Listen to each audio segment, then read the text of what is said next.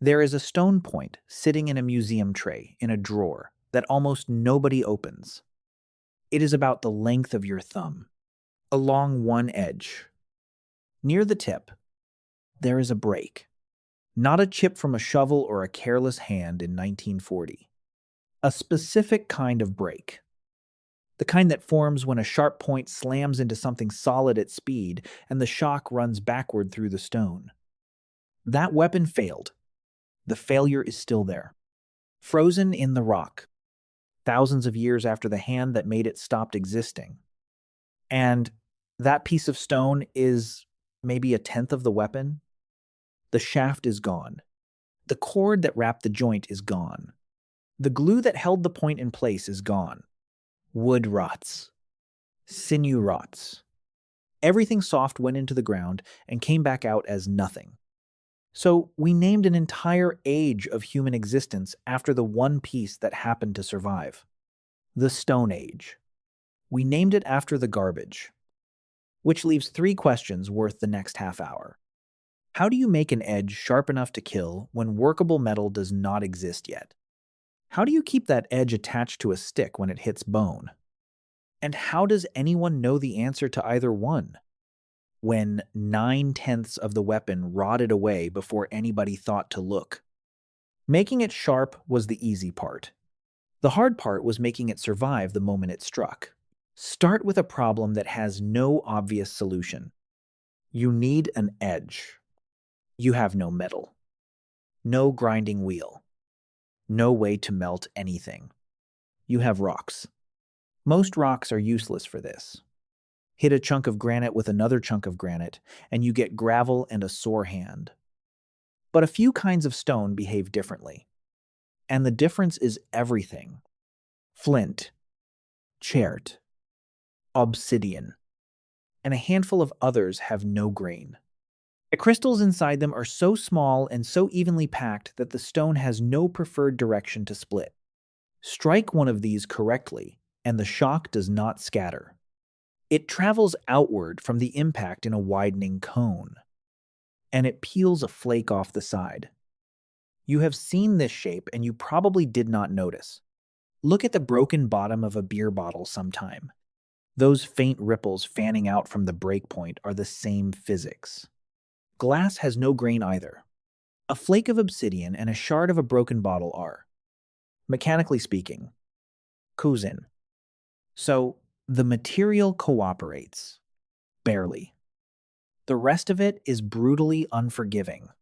The face you strike has to sit at less than a right angle to the surface you are removing. Go past that, and the force bounces back at you and nothing happens. The blow has to land within a fraction of an inch of the correct spot. Too close to the edge and you take off a useless sliver. Too far in, and you crush the platform and ruin that part of the core for good. All of it has to be known before you swing. Because stone does not offer second chances. You cannot glue a flake back on. Now watch the toolkit get better. The first hammers were other stones. A hard rock, driven into a core, takes off a thick flake with a strong edge. And for a very long time, that was enough. But hard stone rebounds. It bites once and jumps. And you get depth you did not want. Then somebody started using antler. An antler billet is softer than flint, which sounds like a downgrade and is the opposite. The softer material grips the edge of the core for an instant longer instead of bouncing off it. And it transfers the force differently. The flakes come off thin, long, and controlled in a way a stone hammer cannot manage. After that comes pressure flaking, which does away with striking altogether. You brace the piece. Set the tip of an antler tine against the edge. And lean. The fracture is not launched by a blow. It is squeezed out of the stone. This is how a rough blank becomes a finished point. One small bite at a time, each one placed on purpose. Remember this, because the whole second half of the story depends on it. To work stone well, you need bone. There is one more level. and it separates a napper from someone who is just breaking rocks. By around 300,000 years ago, it was well established across several regions, and it goes by the name Levallois. Instead of hitting a core and taking whatever comes off, the maker shapes the entire core first. Dozens of preparatory blows, none of which produce anything useful. All of them setting up the geometry of the surface. Then one final strike removes a flake whose size, thickness, and outline were decided before it existed. You carry the finished object in your head the whole time. You get no feedback until the last blow. And if you set the angle wrong 40 strikes ago, you find out at the very end. When the flake comes off wrong and the core is spent, then there is fire. At a place called Pinnacle Point on the southern coast of South Africa, a team working with Kyle Brown and Curtis Moran ran into something they could not explain. The stone tools coming out of the excavation were made of a fine, faintly reddish silkrete with a glassy sheen. So they went looking for the outcrop it came from. They surveyed the region with a geologist who specialized in exactly this kind of rock. They could not find it. Silkrete was out there, but nothing in the landscape looked like what was in the cave. The reason is that the glossy red material had never existed in that form. Heat made it. Bury silkrete under sand. Build a fire on top. And hold the heat long enough, and the internal structure of the rock changes. It flakes cleaner. And it comes out glossier and redder than it went in. When the team tried to reproduce it, the recipe turned out to be expensive. Somewhere between 40 and 90 pounds of hardwood, and close to 30 hours of sustained fire to bring the stone up to roughly 600 degrees Fahrenheit. By about 72,000 years ago, this was standard practice at the site. 30 hours of tending a fire to change the inside of a rock. One thing needs saying plainly before we move on. The most famous stone object in the world is the Acheulean hand axe, teardrop-shaped, worked on both faces. The picture that shows up in every textbook next to the words early human weapon. A lot of them worked extremely well as butchery tools, and some carry wear consistent with exactly that. They were probably multi-purpose objects. And the full range of what they did is still argued about. What nobody argues about is the shape. That basic design held for more than 1 million years. Across most of the Old World, we do not know why. Anyone who tells you otherwise is guessing. So, the stone problem is solved. Sort of, because the sharper an edge gets, the thinner it has to be, and the thinner it is, the less it takes to destroy it. A worked obsidian edge can end a few molecules thick, finer than a steel surgical blade. And specialized surgical studies have used obsidian for exactly that reason. It is also an edge that can shatter on a single bad contact. So how do you build a weapon out of something that breaks? You use something tougher, something more willing to bend before it fails. Bone and antler are not stone. They are composite materials, which is a term from engineering, and it fits. Tough collagen fibers running through a hard mineral matrix. The same basic idea as fiberglass. That structure exists specifically to slow cracks down. When a fracture starts in bone, the fibers absorb it and pull it apart before it can run, which makes bone very good at staying in one piece and nearly useless for napping. Hit it, and it does not peel off a flake. It splits along the grain, or it dents, or it just sits there. So everything about the process changes. You cannot strike bone into shape. You have to remove material, cut, scrape, grind, polish. The Upper Paleolithic method for antler was to take a sharp stone burin and cut 2 parallel grooves down the length of the beam, then go back over them again and again, deepening the channels a fraction at a time until they reached the spongy core. Then you pry the strip out from between them. Nobody was chopping anything. This is closer to milling a blank to specification. Two grooves define the width of the piece before the piece exists. A flint flake takes seconds. This takes hours. And then more hours of grinding to bring it to a point. Here is what those hours buy. A thin stone tip that hits a rib is likely to shatter. It is done. A point of antler that hits the same rib is far more likely to flex and come back. The weapon survives the strike and goes out again the next day. In a world with no store to replace anything, a tool that comes home in one piece is worth more than a tool that cuts better. You already know this trade.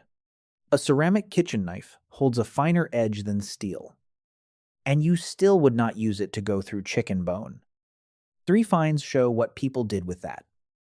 In 1988, at a place called Katanda, in what is now the Democratic Republic of the Congo, Allison Brooks and John Yellen were digging in Middle Stone Age deposits when a carved barbed bone point came out of the ground.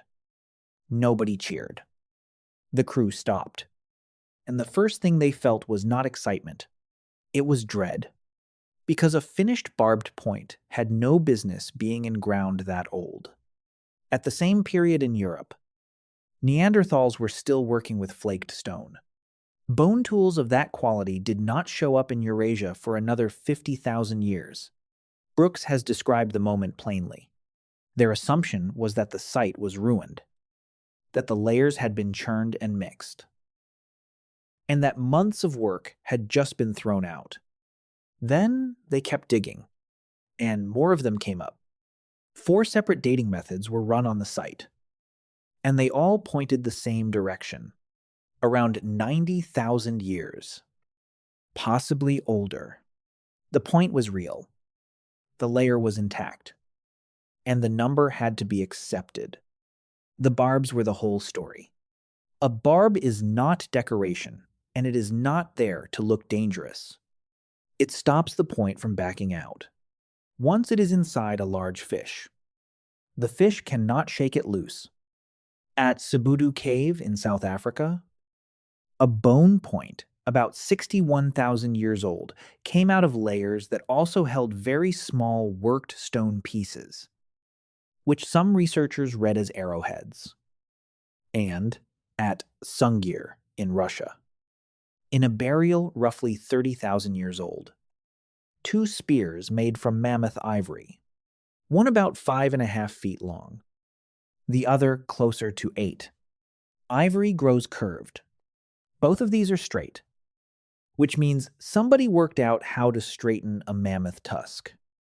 And nobody is entirely sure how.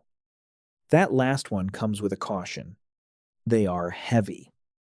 They are spectacular. And they came out of an extraordinarily rich grave, alongside thousands of carved ivory beads. A number of researchers think they were made for the burial and never meant to be thrown at anything. That argument is not settled. So which material was better? Wrong question. And the sites answer it for us. Neither one is better. They fail in different ways. And people used each one where its particular failure mattered least. And they were never really in competition, because they need each other. The antler billet shapes the flint. The flint burin cuts the antler.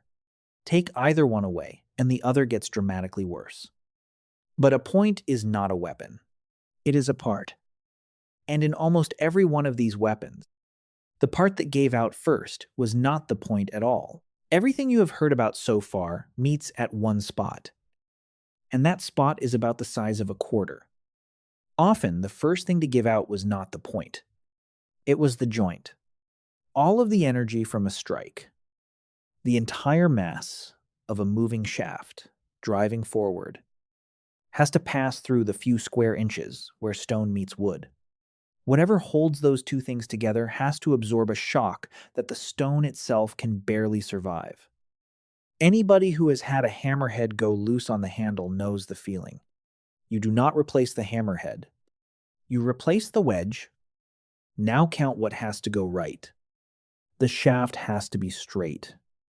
And straight wood does not grow on trees in the quantity you need. So it has to be worked straight with heat and pressure. The end of the shaft has to be split or hollowed into a socket.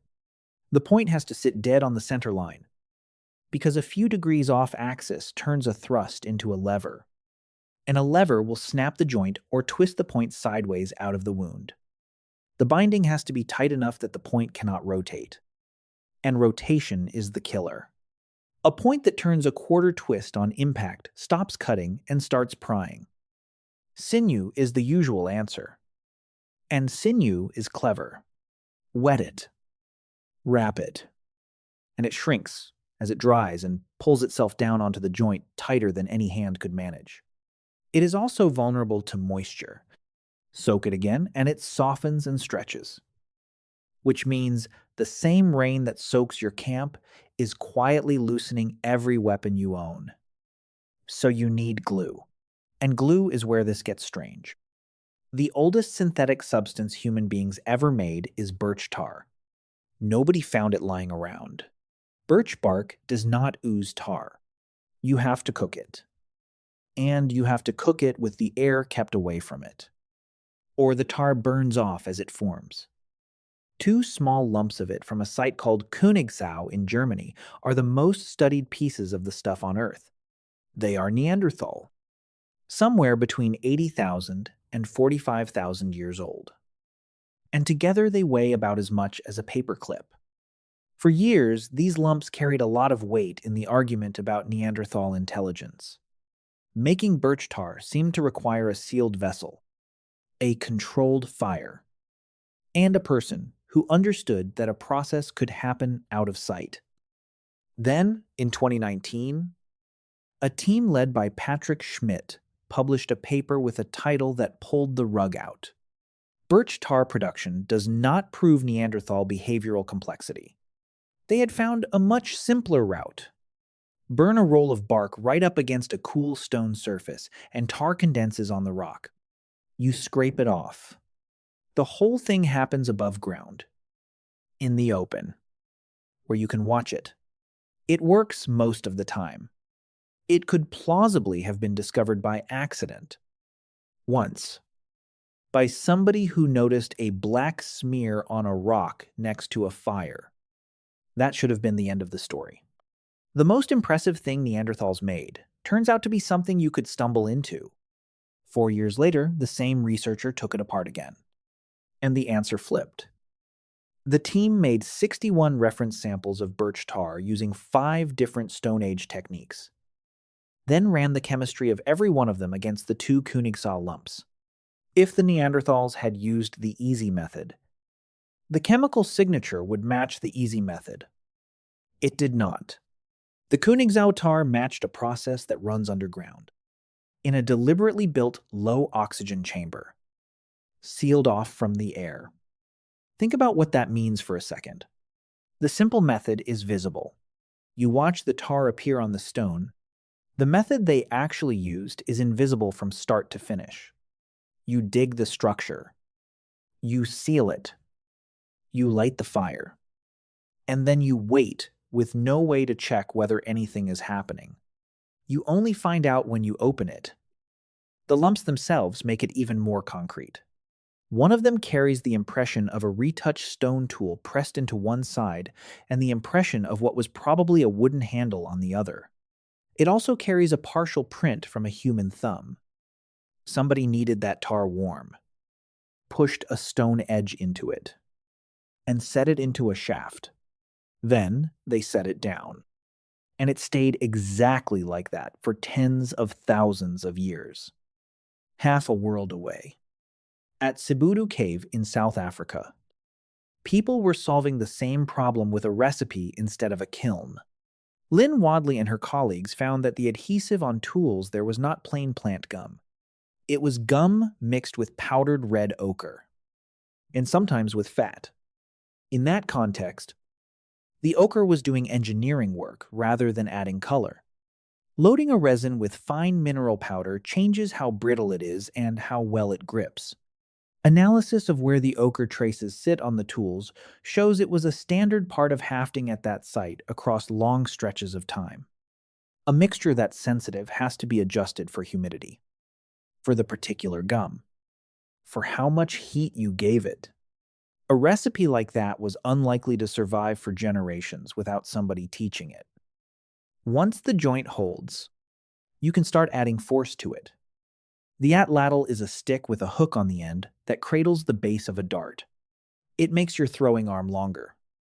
And a longer arm means a faster release. The bow does something different again. It stores energy in a bent stave over a full second and dumps all of it in a fraction of one. At Grotte Mandrin in southern France, wear and impact damage on stone points push the earliest mechanically launched weapons in Eurasia back to roughly 54,000 years ago.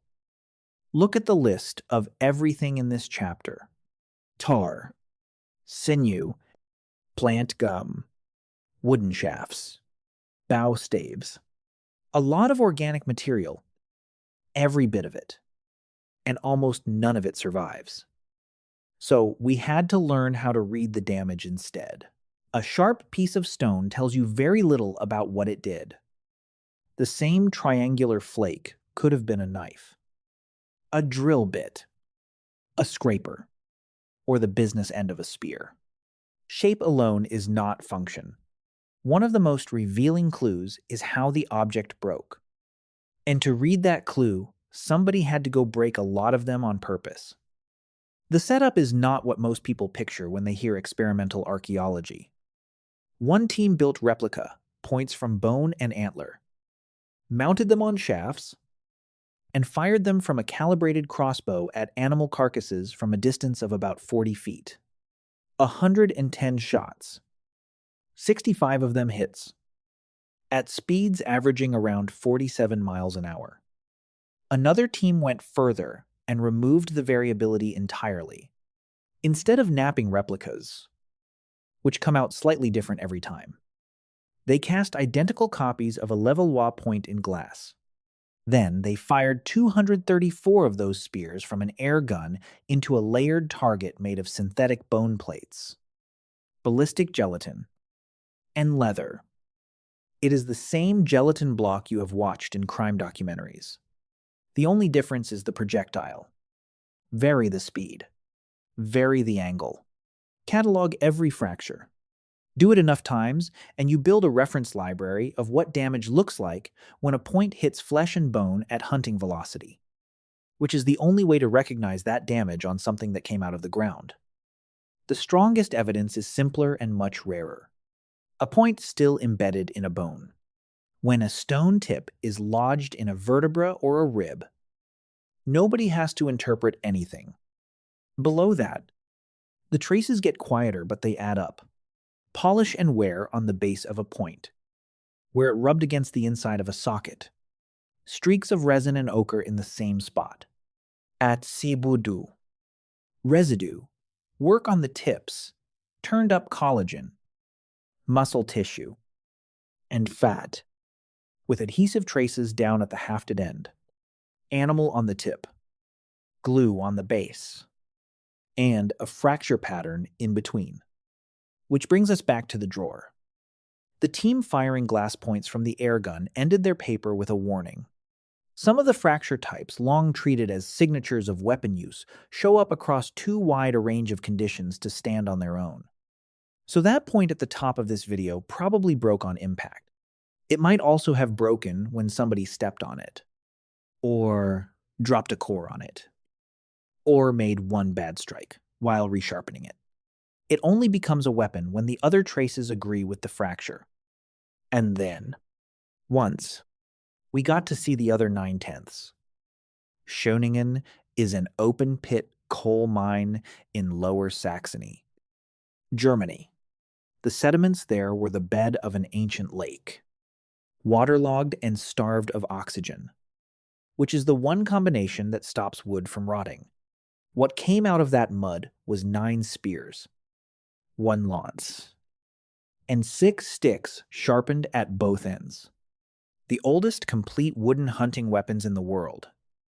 They are tapered, and the weight sits forward of center, which is where you put the mass on a modern competition, javelin. Here is the part that keeps this honest. When the first spears came out in the mid 1990s, they were called 400,000 years old. That number was later corrected down to about 300,000. Both figures came from dating the sediment layers above and below the spears, rather than the layer holding them. In 2025, a team ran amino acid geochronology on snail shells taken from inside the spear layer itself. And the date came back at roughly 200,000 years. The spears never changed. Our answer changed 3 times. In 30 years, 3 objects.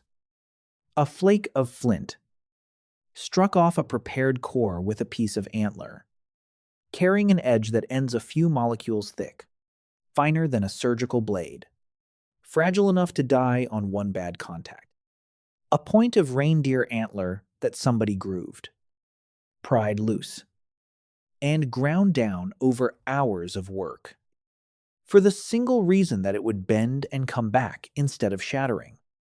And a lump of black tar the size of a fingertip, cooked underground in a sealed chamber that nobody could see into while it worked, with a stone edge pressed into one face, a wooden handle pressed into the other, and a thumbprint left in the middle of it. So, how did ancient humans make weapons from stone and bone? They made them by steering a crack through rock, and by refusing to let a crack start in antler. But none of those 3 objects is a weapon. Each one is a part, and the thing they belonged to was mostly wood, cord, and glue. The Stone Age was never made of stone. Stone is just the part that stayed.